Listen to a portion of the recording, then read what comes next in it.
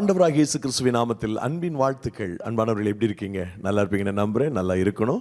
நீங்கள் நன்றாய் இருப்பதற்காகவே இந்த வார்த்தைகள் பேசப்படுகிறது.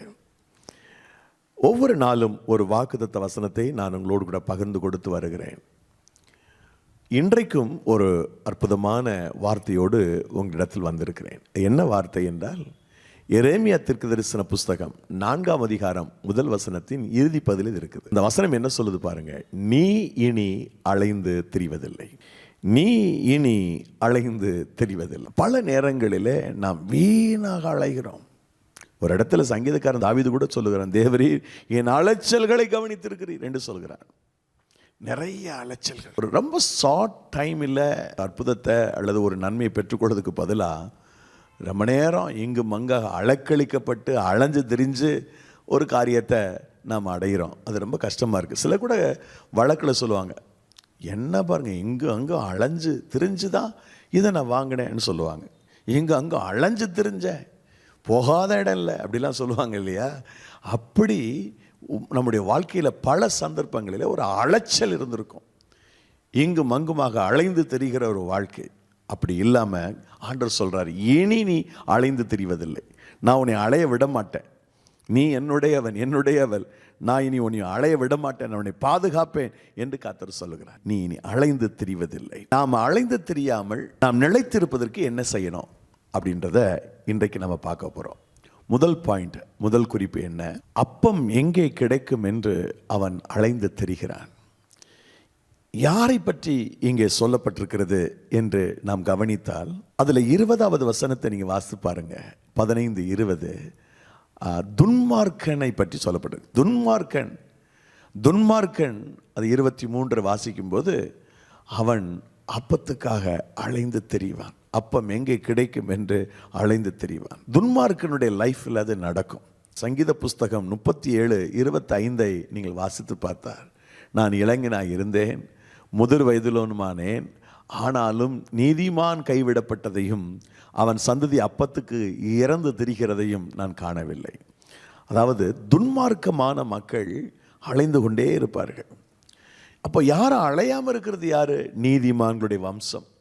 தேவனை விசுவாசித்து அவரை பின்பற்றுகிற கூட்டம் இருக்குது பாருங்களேன். அந்த கூட்டம் எப்போதும் அதை அலைந்து தெரியாது.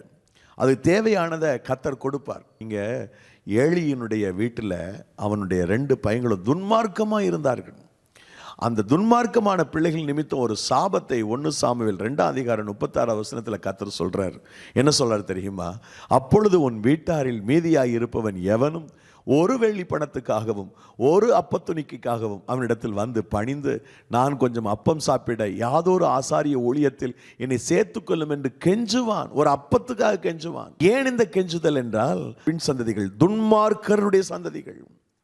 ஆனால் நீதிமானுடைய சந்ததியை பாருங்க, ஒரு அப்பத்துக்கும் அவர்கள் இறந்து திரிவதில்லை, அவள் கெஞ்சுவதில்லை. கடவுள் அவர்களை நிலைத்திருக்க பண்ணுவார். அலைந்து தெரிகிற ஒரு வாழ்க்கை அல்ல, நிலைத்திருக்கிற ஒரு வாழ்க்கை நீதிமானுக்கு. என்னுடைய வாழ்க்கை நீதிமானாக இருக்கும் பட்சத்தில், என்னுடைய ஜீவிதம் நீதிமானாக இருக்கும் பட்சத்தில், பிரியமானவர்களே, நான் எதற்கும் பயப்பட வேண்டிய அவசியம் இல்லை, எதற்கும் அச்சப்பட வேண்டிய அவசியம் இல்லை. நான் தேவனுடைய பிள்ளை, இயேசுவின் இரத்தத்தினால் கழுவப்பட்டிருக்கிற நீதிமான் என்ற நம்பிக்கை எனக்கு இருக்கும் பட்சத்தில், அன்பிற்குரியவர்களே, நான் எல்லா விதத்திலும் உயர்ந்த நிலையில நான் வைக்கப்படுவேன், நான் ஆசீர்வதிக்கப்படுவேன். இரண்டாவதாக, அலைந்து தெரியாமல் இருப்பதற்கு இரண்டாவதாக நாம் மனசில் வச்சுக்க வேண்டிய விஷயம் என்னன்னா, இந்த வாக்குத்தத்த வசனத்துக்கே வந்துருங்களேன். அதில் 4வது வசனத்தை பாருங்க. எரேமியா புஸ்தகம் 4ஆவது அதிகாரம் 4வது வசனத்தில் நீங்க பார்த்தீங்கன்னா, யூதா மனுஷரே, எருசலேமின் குடிகளே, உங்கள் கிரியைகளுடைய பொல்லாப்பின் நிமித்தம் என் உக்கிரம் அக்கினியை போல எழும்பி. பொல்லாப்பு, பாவம். ஏன் அலைந்து தெரிகிறோம்? ஏன் அலைந்து தெரிய தேவன் அனுமதிக்கிறார் என்று சொன்னால், அதனால தான் இந்த அதிகாரத்தினுடைய 14வது வசனத்தை நீங்கள் பார்க்கும்போது, பொல்லாப்பு வேணாம் அப்படின்னா என்ன பண்ணணும்? எருசலேமே, நீ ரட்சிக்கப்படும்படி உன் இருதயத்தை பொல்லாப்பற கழுவு. 4வது வசனத்தில் அந்த பொல்லாப்பை பற்றி சொல்கிறார். 4:1 என்ன வாசித்தோம்? 4:1 இறுதியில், இனி நீ அலைந்து திரிவதில்லைன்னு சொன்னார் இல்லையா? இப்போ அலைந்து தெரியாமல் இருக்கணும்னா பொல்லாப்பான காரியத்திலிருந்து வெளியில் வரணும். 4வது வசனத்தில் இது இருக்குது. பொல்லாப்பி நிமித்தம் என் உக்கிரம் அக்கினியை போல எழும்பும். பொல்லாப்பி நிமித்தம். அப்போ அந்த தேவனுடைய உக்கரை எழும்பாமல் இருக்கணும்னா நாம் இனி அலைந்து தெரியாமல் இருக்கணும்னு சொன்னால் என்ன செய்யணும் அப்படின்னா, அந்த 4:14 வாசிக்கிறோம். எருசலேமே, நீ ரட்சிக்கப்படும்படிக்கு உன் இருதயத்தை பொல்லாப்பற கழுவு, எந்த மட்டும் நினைவுகள் உன் உள்ளத்தில் தங்கும் என்று அங்கே எரேமியா தீர்க்கதரிசி கேட்கிறான். ஆகவே இந்த அருமையான நேரத்தில் என்னுடைய ஸ்டேபிளாக இல்லை என் லைஃபு அப்படின்னு சொன்னால், முதல்ல உங்களுடைய பாவங்களை அறிக்கையிடுங்கள், அக்கிரமத்தை அறிக்கையிடுங்கள். தேவன் நிச்சயமாக அவைகளை மன்னித்து நம்மை அவர் ஏற்றுக்கொள்வார். பல தருணங்களிலே இந்த பாவங்கள் அல்லது பொல்லாப்பு, தேவனுக்கு விரோதமான காரியம் நம்மை நிலைதடுமாற செய்து விடுகிறது. ஸ்டேபிளாக இருக்க முடியாமல் நம்மை அலைந்து தெரிய பண்ணி விடுகிறது. அன்பிற்குரியவர்களே, 2வது நம்ம வசனம் இந்த 2வது பாயிண்ட்லேயே வாசிக்கிறோம். நம்முடைய பாவம் நம்மை தொடர்ந்து பிடிக்குமா? என்னாகமம் 32:23 வாசிக்கிறோம். உங்கள் பாவம் உங்களை தொடர்ந்து பிடிக்கும் என்று நிச்சயமாய் அறியுங்க. நம்முடைய பாவம் நம்மை தொடர்ந்து பிடிக்கும். அதனால நம்மை அலைய விடுவதற்கு பிசாசு நம்முடைய பாவங்களை எடுத்துக்கொள்ளுகிறான், நம்முடைய பொல்லாப்பை எடுத்துக்கொள்ளுகிறான். ஆகவே மிக கவனமாக நாம் இருப்போம். அன்பிற்குரியவர்களே, மிக ஜாக்கிரதையாக இருப்போம். எந்த விதத்திலும் நம்முடைய வாழ்க்கையில் பாவத்திற்கு, அக்கிரமத்திற்கு, பொல்லாப்புக்கு இடங்கூடாமல் நம்மை பாதுகாத்து கொள்ள கர்த்தர் நமக்கு உதவி செய்வார். 2வது.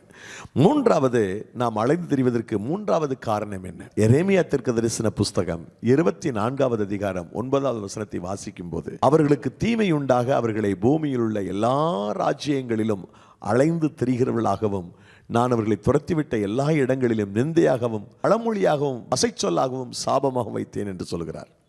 எல்லா இடங்களிலும். காரணம் என்ன? அன்பிற்குரியவர்களே, எரேமியா 24வது அதிகாரம் 7வது வசனத்தை நாம் பார்க்கும்போது, நான் கர்த்தர் என்று அறியும் இருதயத்தை அவர்களுக்கு கொடுப்பேன், அவர்களின் ஜனமாய் இருப்பார்கள், நான் அவர்கள் தேவனாய் இருப்பேன், அவர்கள் தங்கள் முழு இருதயத்தோடும் என்னிடத்துக்கு திரும்புவார். இப்போ நம்ம அலையாம இருக்கணும்னா இந்த இடத்துல எரேமியா மீண்டும் சொல்லுகிறார், நாம அவரிடத்தில் திரும்ப வேண்டும். நம்முடைய மனதை அவரிடத்தில் திருப்பி அவருக்கு உகந்த ஒரு வாழ்க்கை வாழுகிற போது நாம் அலைந்து தெரியாதபடி கர்த்தர் நம்மை மாற்றுவார்.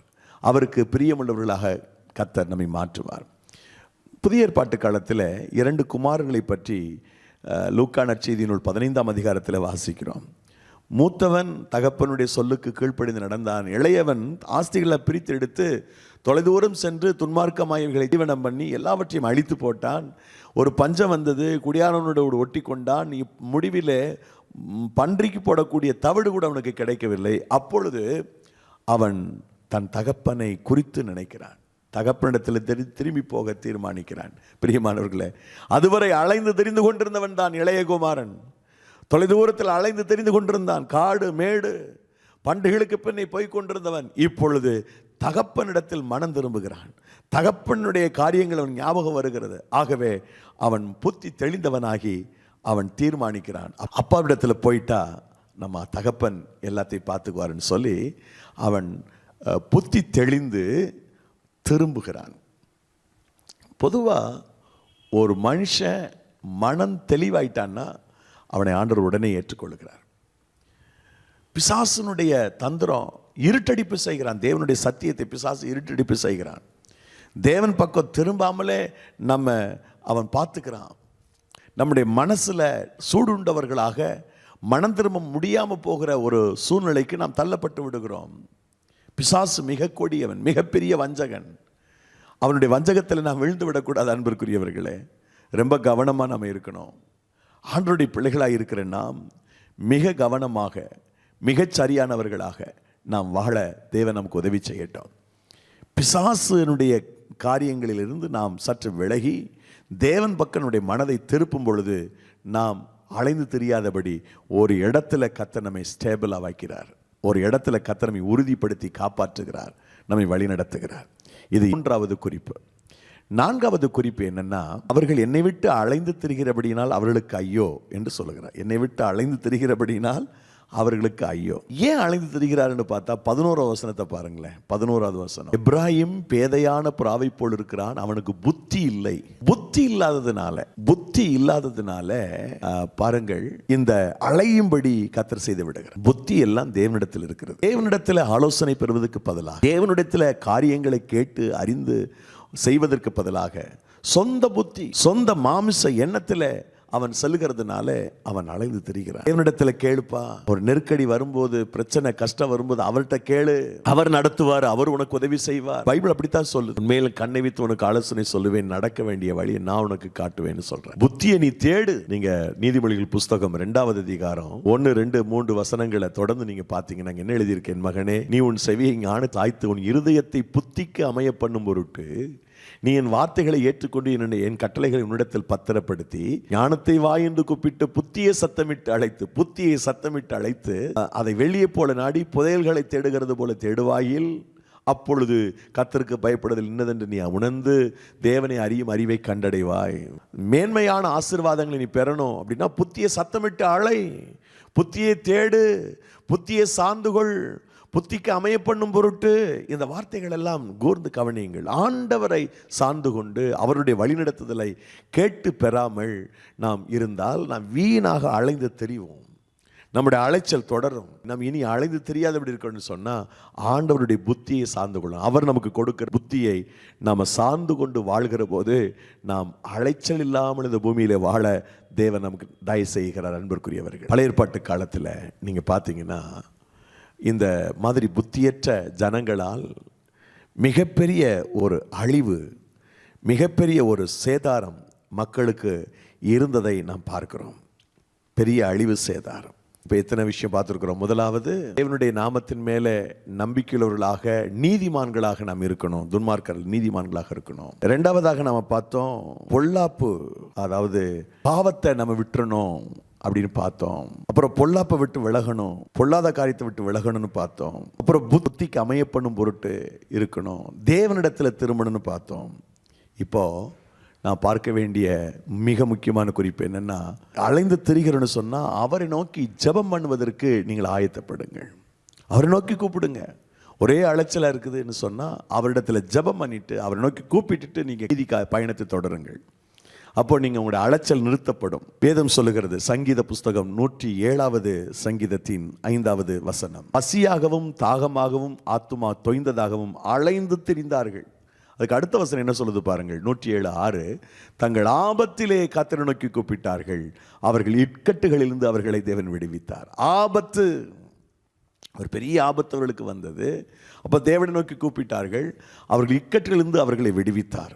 அலைச்சல்கள் வந்தபோது தேவ ஜனம் தேவனை நோக்கி கூப்பிட துவங்கியது. ஆண்டவரே அப்படின்னு கூப்பிட ஆரம்பிச்சாங்க. எப்போதெல்லாம் நெருக்கம் வந்ததோ, எப்போதெல்லாம் பிரச்சனை வந்ததோ, எப்போதெல்லாம் அவர்களுக்கு கஷ்டமான சூழ்நிலை இருந்ததோ அப்போதெல்லாம் தேவனை நோக்கி கூப்பிட்டார்கள். தேவன் அவருடைய அலைச்சல்களை கவனித்து அவர்களை காப்பாற்றினார், அவர்களுக்கு உதவி செய்தார். இந்த அருமையான நேரத்திலும் தேவையில்லாமல் வீணாக அலைஞ்சிக்கிட்டு இருந்தீங்கன்னு சொன்னால் கொஞ்சம் ஆண்டவருக்கு நேரம் கொடுத்தவருடைய சமூகத்தில் முழங்கால் படிக்கிட்டு, ஆண்டவரே எங்களுக்கு உதவி செய்யும் என்று அவரை நோக்கி மண்டாடுங்கள். அப்புறம் பாருங்க, கர்த்தர் அலைச்சல்களை மாற்றுவார்.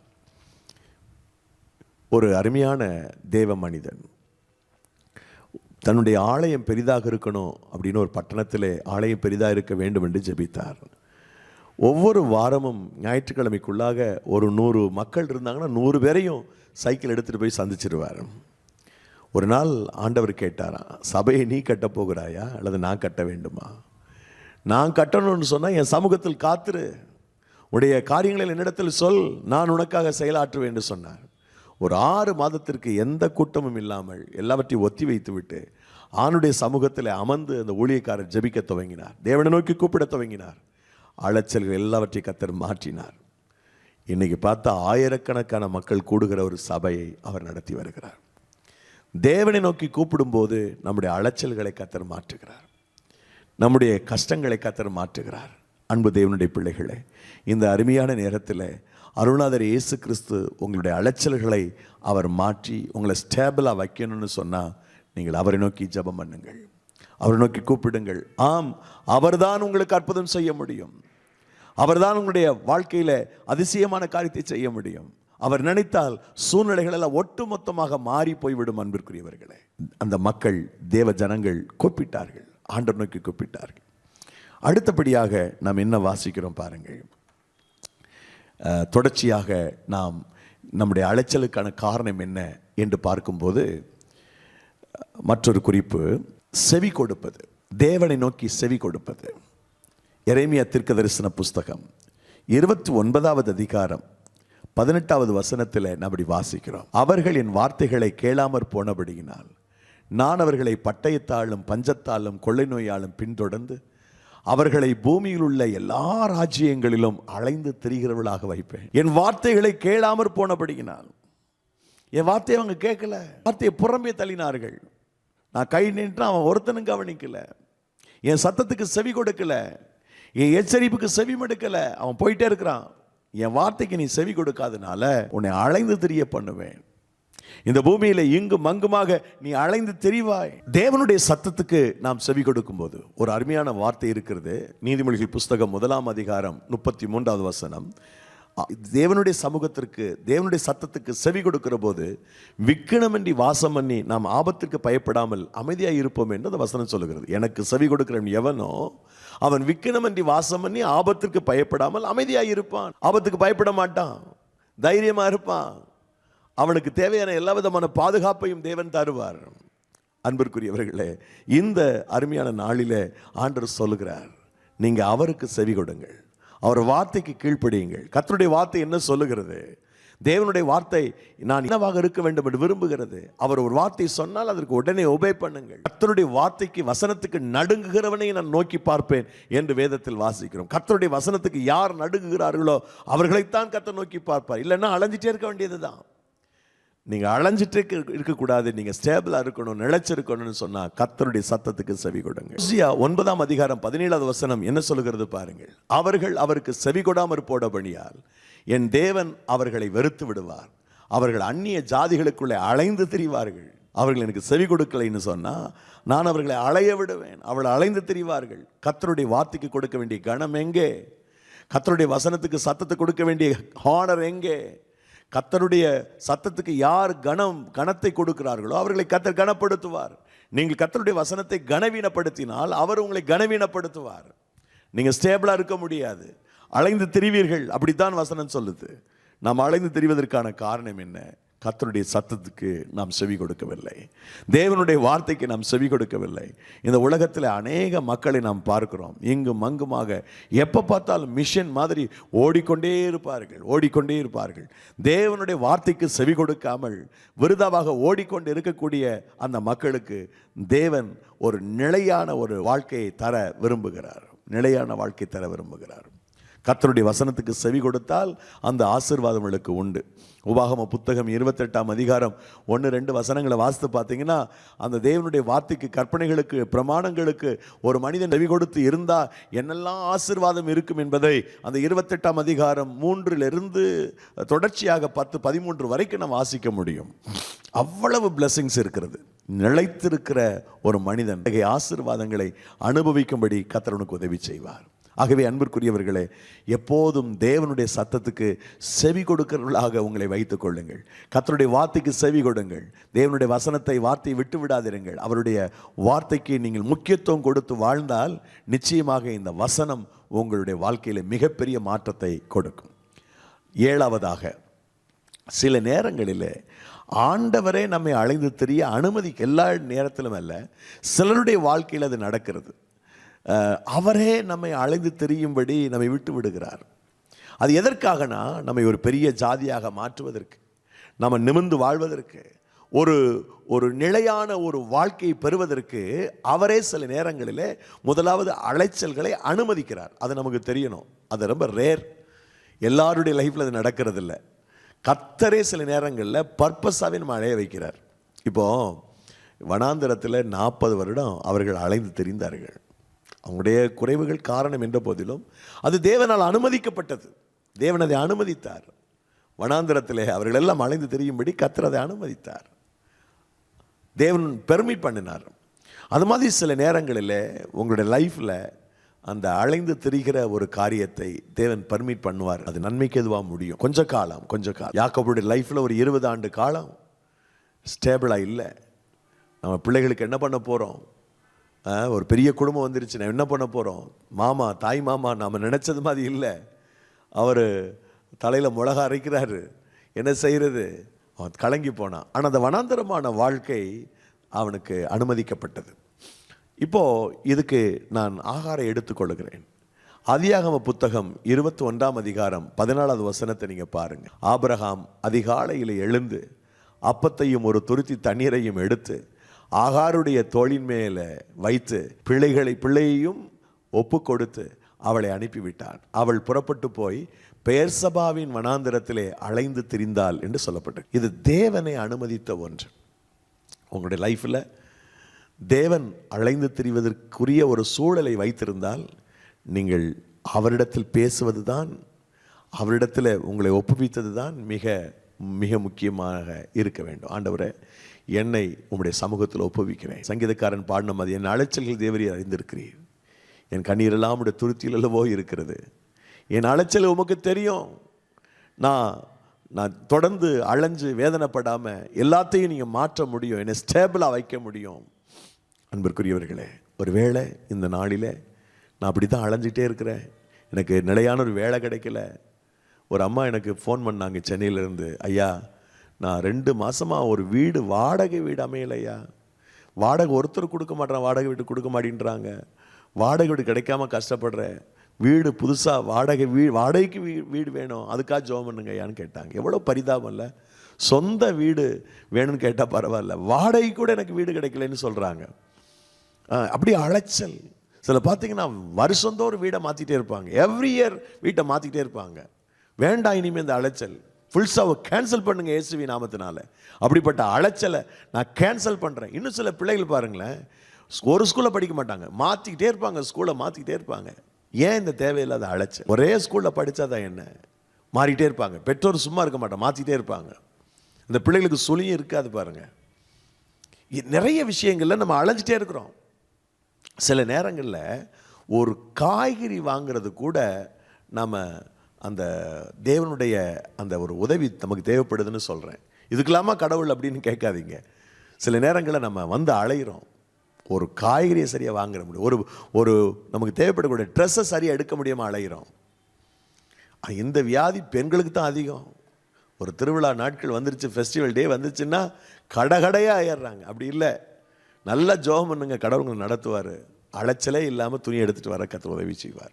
அலைச்சல்னால் எல்லாம் அலைச்சல் தான், வாழ்க்கையில் அலைச்சல்.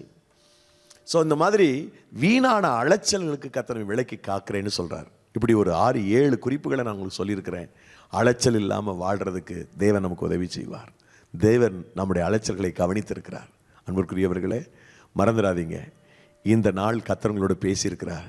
நீங்கள் என்னை அலைந்து திரிவதில்லை, ஸ்டடியாக இருங்க, உங்களை ஸ்டேபிளாக கர்த்தர் நிறுத்துவார். நீங்கள் கண்மலை போல ஸ்திரமாக நிற்பீங்க, கர்த்தர் உதவி செய்வார். நான் ஜெபிக்கிறதுக்கு முன்னாடி புத்தாண்டு வாக்குத்தத்தங்களை இந்த மாதத்தில் வேகமாக அனுப்பிட்டுருக்குறோம். உங்களுக்கு அந்த வாக்குத்தத்தங்கள் தேவைப்பட்டால் திரையில் தோன்றுகிற எண்ணை குறித்து வைத்துக் கொள்ளுங்கள். வாக்குத்தத்தம் தேவை என்று உங்களுடைய முழு முகவரியை அந்த நம்பருக்கு டெக்ஸ்ட் பண்ணிங்கன்னா போதும். வாக்குத்தத்தம் கூடவே ஒரு ஸ்டிக்கர் ஒன்று அனுப்பி வைக்கப்படும். உங்களுடைய குடும்பத்தின் அங்கத்தினருக்கு தனித்தனியாக வாக்குத்தத்தம் தேவை என்று சொன்னால் அந்த அட்ரஸுக்கு கீழே நம்பர் 1, நம்பர் 2, நம்பர் 3 அப்படின்னு அவங்க பேரை போட்டு அனுப்பிட்டிங்கன்னா நாங்கள் அதில் தனி கார்டு எடுத்து அவங்களுக்கு அனுப்பிச்சி கொடுப்போம். ஒரே போஸ்ட்டில் வந்துடும். தேவையில்லைன்னா ஒன்றும் பிரச்சனை இல்லை. கர்த்தர் உங்களை ஆசீர்வதிப்பார். தொடர்ந்து நல்லா ஜெபம் பண்ணுங்க, ஆண்டவருடைய கரம் உங்களுக்கு துணையாக இருக்கும். ஜெபிக்கலாமா? நேசிக்கிறங்கள் பரலோக தந்தையே, இந்த அருமையான ஆசீர்வதிக்கப்பட்ட இனிய தருணத்திற்காக நன்றி. உங்களுடைய பொற்கரத்தில் தாழ்த்தி ஒப்புக் கொடுக்கிறோம். இந்த நாள் எங்களுக்கு ஆசீர்வாதமான நாளாக இருக்கட்டும். நாங்கள் இனி அலைந்து தெரியாதபடி எங்கள் ஒவ்வொருவரையும் ஸ்திரப்படுத்தும் ஒரு நிலையான ஒரு ஜீவிதம் எங்களுக்கு உண்டாகட்டும் என்று ஜெபிக்கிறேன். எந்த சூழ்நிலையிலும் நாங்கள் இனி அலைந்து தெரியாதபடி எங்களை காப்பாற்றும், வேலையடித்து காப்பாற்றும், வழி நடத்தும். இயேசு கிறிஸ்துவின் விலையேறப்பட்ட நாமத்தில் ஜெபிக்கிறோம் ஜீவனுள்ள நல்ல பிதாவே, ஆமென். May God bless you. நாளைக்கு மற்றொரு வாக்குத்தத்தத்தோடு உங்களை சந்திக்கிறேன்.